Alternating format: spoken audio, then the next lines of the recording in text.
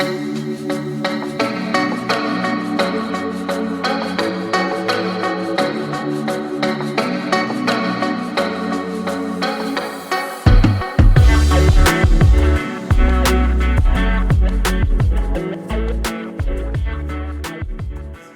we good?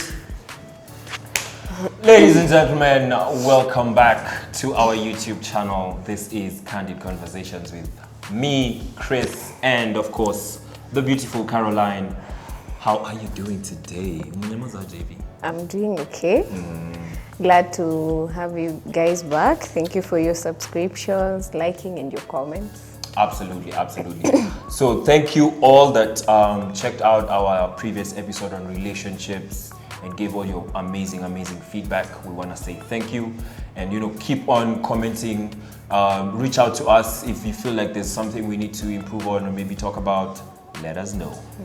So today we have a guest coming in, and he's gonna break down the story on masculinity, men, and the whole idea of mental health and suicides that are very prone right now in men. So I'm gonna be talking to him, and I hope you learn something from that. Yeah. So amazing stuff. So today we're gonna talk about men, masculinity, and all that it entails. So today on the show, on the episode, I have actually brought in a very good friend of mine. He's going to introduce himself, and he's just going to help us, guide the conversation and give his input on what he's been doing and what we can learn from him. So just introduce yourself. All right, thanks for having me. My name is Matthew Temple. I am a filmmaker and by trade, and I would say by sort of second trade is working with issues of diversity, gender, and masculinity, both through how I tell the stories that I tell as a filmmaker, but also in the writings that I do and work I do in the community. Awesome. Yeah. So basically, Matthew, I would just like to begin with the idea of what it means to be a man today. What it means when you say masculinity and men. What does it mean in this 21st century? Well, if I had the definitive answer, that would be pretty awesome, because then I would be all-knowing, and that would be great. I would love to know everything. I can't say that I do. But there's a couple of things. First of all, like, what does it mean to be a man is almost in and of itself a misnomer of a question, right? Because if you are a man and you do what you do and you're not harming others, then isn't that what it means to be a man, right? And on the flip side of it, is that since we don't really know what it means, and we have this tendency to be looking for answers, we're thinking, oh, well, what does it mean to be a man today? Give us the answer. And way better would be to say, what does it mean to be a man today? And then let that silence be there, right? Let that I have to go work on this, And sometimes we can say it's almost easier to know what it isn't than what it is, but to live in question. Because as soon as we try and find an answer to it, then it's like, oh, well, this is what it is. Mm-hmm. And when you do that, what you're also doing is basically saying, now I have the answers. And I always like to say, I've been on this planet for 40 some years. The wisest people in the world have just been on the planet for just a handful of years, but yet, the earth is, the universe is eternity years old, right? Absolutely. So we don't really know that much. Mm-hmm. And to come into it with question, and it's interesting you ask that question, because one of the things about masculinity or being a man is we say, oh, I want to be able to name it and say, this is what it is. Mm-hmm. Now, as soon as we do that, we're actually really hindering the work, which is actually to be in discovery, to be in question, so that way you can live freely. Because what we generally say, well, to be a man means you have to do X, Y, and Z. Exactly. You have to know the answers. You got to provide for your family. You got to do this and that and the other. And then that means that if being a man means providing for my family, but yet I don't have the money to provide properly for my family, I must be less of a man. Sure. That's ridiculous. Right? Mm-hmm. But it happens all the time. All the time. And we do this, I have to be a certain way, and then you come, and maybe some people are tuning in here, or you read books, you say, I really need to find out what the answer is. But now, all you're doing is just maybe changing the scenery, of like the problem by saying, oh, now I know what it means to be a man. Well, great. Well, now that you know, you're still like, however old you are, you've been on this planet for just a few years out of millennia, you just don't know, but you're just now kind of changing the answer. I think the thing is that it's really in question, and that's an exciting thing. And if we can let go of this need to have the answer and come to it with a real sense of, I want to discover this, then that means every day when you wake up, there's actually something new to learn, and you don't have to feel bad for what you don't know, or if I'm not a certain way, or if I don't have deep enough pockets, I don't have a nice car, I can't beat up the guy next door, I can't, whatever those things are, like I can't do that, so therefore I'm not a man. It's like, man, you're hamstringing yourself. On the other side, you get up in the morning and you're like, you know what? I'm going to continue discovering. I'm going to continue looking. I'm going to continue this. And then, no matter what happens during the day, it can actually be an exciting discovery, because you're not just stuck in this old stale way of thinking. You're engaging in finding something new. Absolutely, absolutely. I like that. The idea that, it's more than just having those definitive answers that we've been used to all our lives, that a man is a provider, a man is a protector. And if you don't have those things, then who are you? So breaking yourselves from those shackles of, sort of clustering. I feel like nowadays we cluster ourselves like those are the whatever community, we are this community and all that. Okay, so in line with that, there are a lot of men who are going through this kind of mental health issues. Yeah. Looking at, statistics, the number of suicides are more in men. Yes. And men go for the most crude ways of suicide, and then it's said that also women attempt suicide more, but men actually go through with it. Is that true here in Kenya? Because it's certainly not true in most of the rest of the world. Absolutely, absolutely. So I think in this perspective of Kenya, we have, for instance, there's a close friend of a friend who actually committed suicide a couple of months ago. Sorry. And what we know is that he was like one of the coolest dudes, like chilled out. He's just, okay, smiling, just like the way I would know you and you know me. And then one day, he just takes his own life. So how can we really unpack this, and how can we maybe try to find a way to make the situation a bit better? Yeah, okay, well, I think that's a good question. It kind of really leads back to what we talked about before, which is that if being a man means being certain things, and I'm not that, then I must not be a man. And if I'm not a man, then what am I? I have no identity. And then it's like, okay, well then I might as well not even be here, right? So even when we say, what does it mean to be a man? And we come to an answer, if you're not that, then you're nothing, then why are you here? Go ahead and put a bullet in your head. Kill yourself. Like, go ahead and kill yourself, because that's kind of what we're setting men up for when we're saying you need to be a certain way, So really, it's like, yeah, we're not supposed to cry. We're supposed to have it together. Okay, and let's go back to something that we were talking about earlier. If you're not being your authentic self, right? Which means like maybe I don't have a great job.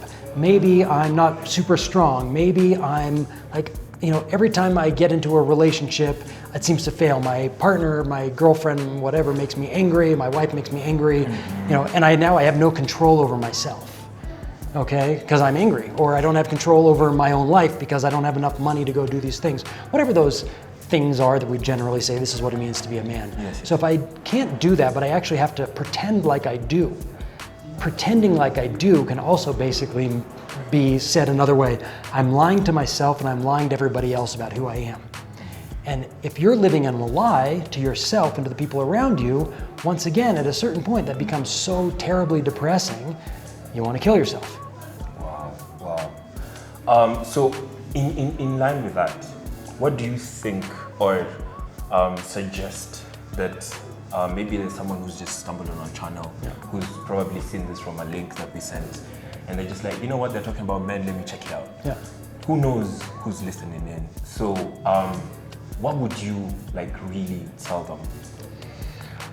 Well, here's the thing is that for everybody who's going to stumble across this, the reason why they came to it or what they need from it is going to be unique to themselves, but also when we find this stuff, there's actually also a commonality, right? Men all over the world, also particularly men in certain cultures, men also in certain communities, or even through certain families have something in common. Sure. So it's also important to recognize that if you're struggling as a man, it's like, it's you and every other man in the world. Welcome you know, right? to... Yeah, it's a big club, right? Yeah. Welcome to the club. Right, if you are a man or you identify as a man, you have these problems or these challenges that are fairly universal. Sure. Now, some people are in different stages of their development and whether or not they've overcome certain, hindrances or not. But like, we can sit here and talk about challenges that men face. Like, I like to be right. I want to be right. I want to look good to other people. I want to I often want to appear like more successful than I actually am. Sure. Every time I show up and I'm like, and try and act a little bit more than I am, I'm actually lying to other people. I'm lying to myself. How can I be in right relations with the people I'm close to plus myself if I'm always trying to pretend that I'm a little bit different than I am, right? I make a ton of mistakes. So if I want to pretend that I don't make mistakes, I'm lying to you, I'm lying to me. Yes. And those lists can go on. Like, I have a fantastic relationship, for example, right? But I have a ton of challenges in that relationship too. Absolutely. We don't generally want to talk about it's like, how's the family? Fine. How's everything? Great. Right? It's like, I've never, ever since I've been here, and in America we're really bad about it too. It's like, how's everything? Great. Everything's great. Everything's fine. Everything's good. Whatever it is, it's always like, well, no, and a lot of times it's not. Or some things are great, but other things aren't. Other things are a challenge, and I don't want to bring that up. Now, if I can bring up what my challenge is, I can be vulnerable. I can be like, I don't know what I'm doing. Like, here I am in life, and I have no idea what I'm doing. Help. Who wants to say that? Who wants to say, I have no idea what I'm doing, I feel like a failure? Yeah. None of us ever want to say that, yet we all feel that at some point, and for some of us at many, many, many, many points. But how do you actually help yourself and get help if you can't ask for help? Absolutely. And you can't ask for help because I'm not a man if I have to ask for help because I'm supposed to have it together. Yeah. And now it's this vicious cycle where alcoholism, addiction, violence towards ourselves, towards others, it just piles up, So the idea that of being vulnerable and seeking help and actually saying the things that we're going through. Let's just, for a short moment before we finish on ego, let's just talk about it for a moment. Like, how do we approach the aspect of ego and things that hold us back from being vulnerable and being who we really are? Well, we talked about this earlier. I think one of those things is time.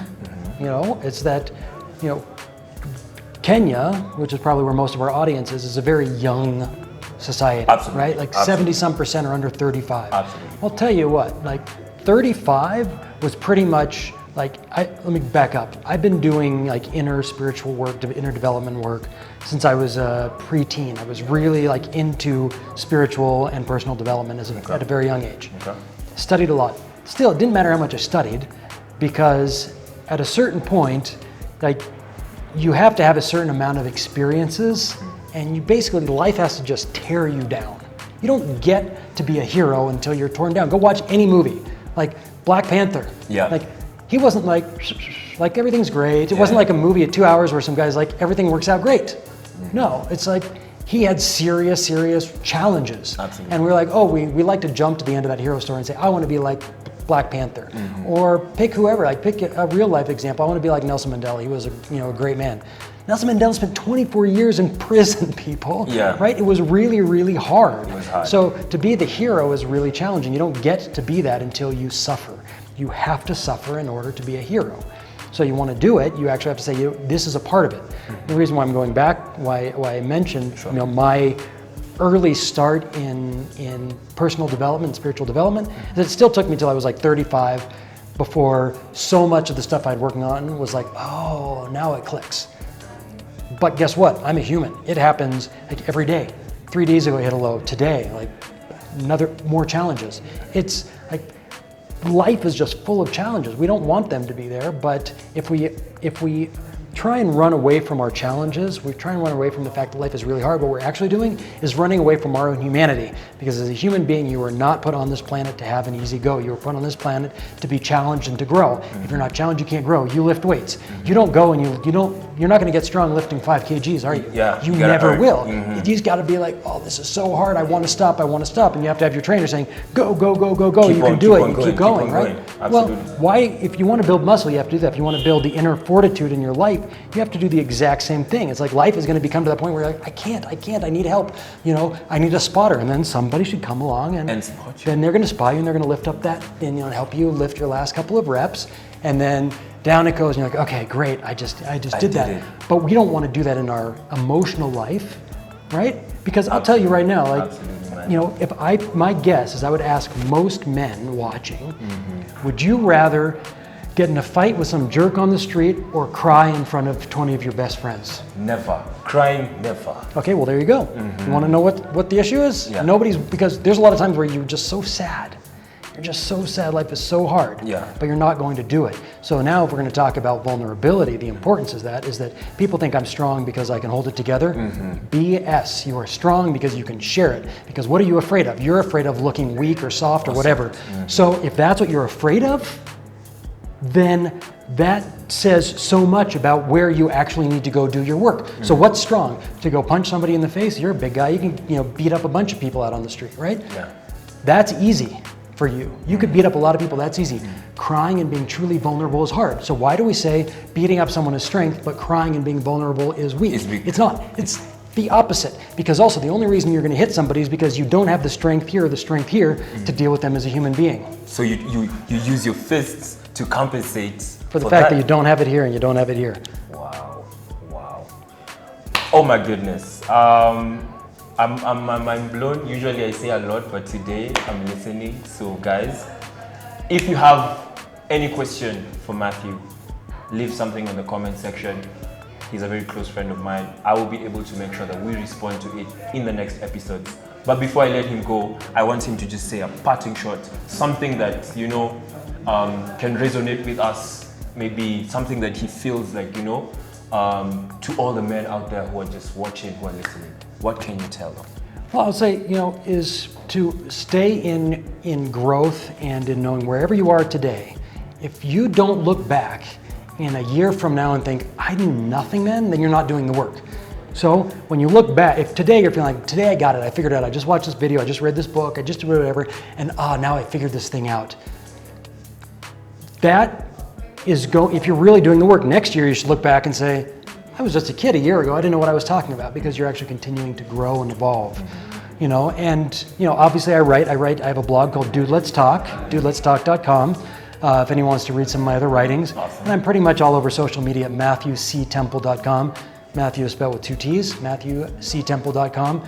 So, and also certainly leave messages in the comments, and also feel free to reach out, because this is a topic that I think is really, really important. And whatever we have today, we have to continue to grow, because I'll tell you what, I had a humbling experience today, and I can tell you that yesterday I was one way and today I have new perspective.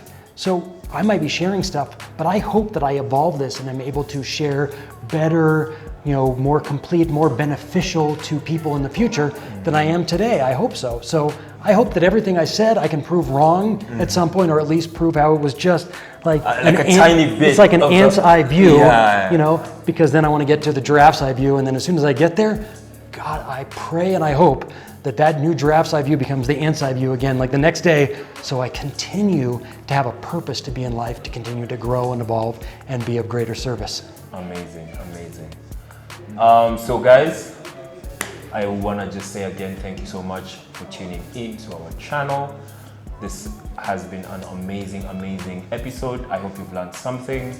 Like he said, check it out, dudeletstalk.com, MatthewCtemple.com, 2 T's, and on social medias. So if you have any questions, hit me up and we will talk more about it. And thank you so much. So we'll see you soon. Thank you. Thank you. Did you get that?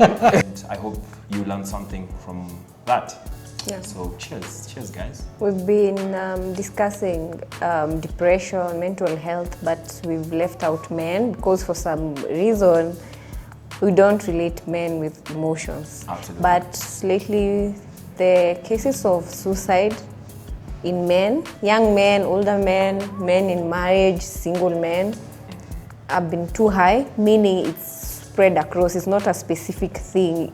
We could maybe try and narrow it down to money, but clearly it's not only money, not only relationships.